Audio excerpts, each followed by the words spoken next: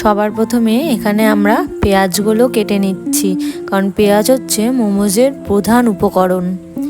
যেহেতু আমরা ভিনিগারটা ইউজ করছি না, তার বদলে আমি এখানে দিয়ে দিচ্ছি গন্ধরাজ লেবু। এর জন্য মোমোজের ফিলিংয়ের ভেতর থেকে গন্ধরাজ লেবুর একটা ভালো স্মেল আসবে। এরপর রসুনের কোয়াগুলোকে ছাড়িয়ে নিয়ে আদাটাকে কুচি কুচি করে কেটে নিচ্ছি। চিকেন ম্যারিনেশন করার জন্য পেঁয়াজটাকে একদম ছোট ছোট ডাইস করে কেটে নিতে হবে। এটাই হচ্ছে মোমোজের মেন ফিলিং। এখানে আমরা 250 গ্রাম মতো চিকেন নিয়েছি। চিকেনটা একদম ঝুড়ো ঝুড়ো করে কাটতে হবে। এটাকে কিন্তু কোনোভাবেই মিক্সিতে পেস্ট করার চেষ্টা করবেন না, তাহলে ফিলিংটা যখন আপনার মোমোটা হয়ে যাবে ভেতরে কিন্তু চিকেনগুলো আস্তে আস্তে থেকে যাবে।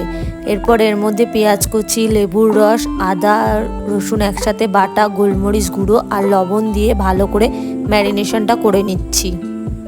এরপর এর মধ্যে দিয়ে দিচ্ছি পরিমাণ মতো তেল। তেলটা ম্যারিনেশনের সময় দিতেই হবে, যাতে ফিলিংটা ভেতর থেকে অয়েলি অয়েলি থাকে। অন্যদিকে একটি পাত্রের মধ্যে নিয়ে নিলাম অল্প পরিমাণে ময়দা। এর মধ্যে ময়ানের জন্য দিয়ে দিলাম তেল আর দিয়ে দিলাম স্বাদ মতো লবণ। এবার ভালো করে ওটা মিক্স করে নিয়ে অল্প পরিমাণ জল দিতে হবে, কারণ মোমোজের যে ডোটা তৈরি হবে সেটা শক্ত শক্ত হবে। এবার আমার ময়দাটা মাখা হয়ে গেল, এটা আমি 2 ঘন্টার জন্য রেখে দিলাম। রেখে দেওয়ার পর এখন আমি মোমোজের লেচিগুলো কেটে নিচ্ছি। প্রথমে ছোট ছোট করে লেচি কেটে নিয়ে গোল গোল করে এবার বেলে নেব। লুচির মতো এরকম গোল গোল করে বেলে নিয়ে এবার আমি আপনাদের বিভিন্ন রকম শেপ কি করে বানাতে হয় সেটা দেখাচ্ছি, আপনারা দেখতে থাকুন। প্রথমে লেচিটার একধারে আপনারা অল্প একটু জল দিয়ে দেবেন, আর মাঝখানে যে ফিলিংটা দিচ্ছেন সেটা এইভাবে চামচ দিয়ে ভালো করে ছাড়িয়ে ছাড়িয়ে দিতে হবে, কারণ যখন আমাদের মোমোসটা সেদ্ধ হবে না, তখন ভেতরে ফিলিংটা যেন কাঁচা না থেকে যায়। এইভাবে একের পর এক কোটিংটাকে মুড়ে মুড়ে আমি একটা পাতার শেপ দিচ্ছি এই ফার্স্ট মোমোটাকে। এরপরে আরও যে বিভিন্ন রকমের শেপগুলো দেব সেগুলো আপনি দেখতে থাকুন, আর আস্তে আস্তে আমি যেহেতু ভিডিওটা করেছি আপনাদের বুঝতে খুবই সুবিধা হবে।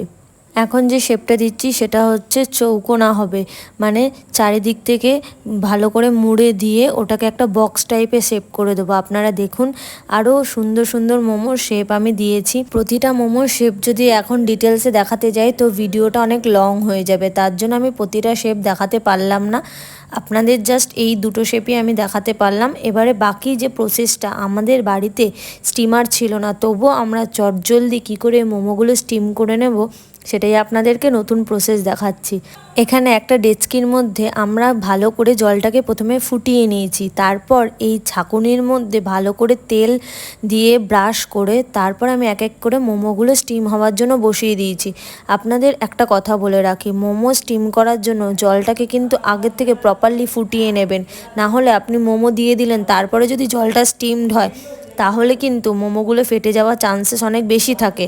আর ছাঁকুনিতে হোক বা স্টিমারের গায়ে হোক ভালো করে অয়েল মালিশ করে নিলে আপনি যখন মোমোটা তুলবেন তখনও কিন্তু ওটা প্রপারলি আপনার স্টিমড হয়ে উঠবে। আপনি দেখুন এখানে কিন্তু আমাদের একটা মোমোজও ভেঙে যায়নি। কেমন হয়েছে অবশ্যই কমেন্টে লিখে জানাবেন। আর আরও এরকম ভিডিও পেতে অবশ্যই চ্যানেলটাকে সাবস্ক্রাইব করে লাইক শেয়ার করে দেবেন। ধন্যবাদ।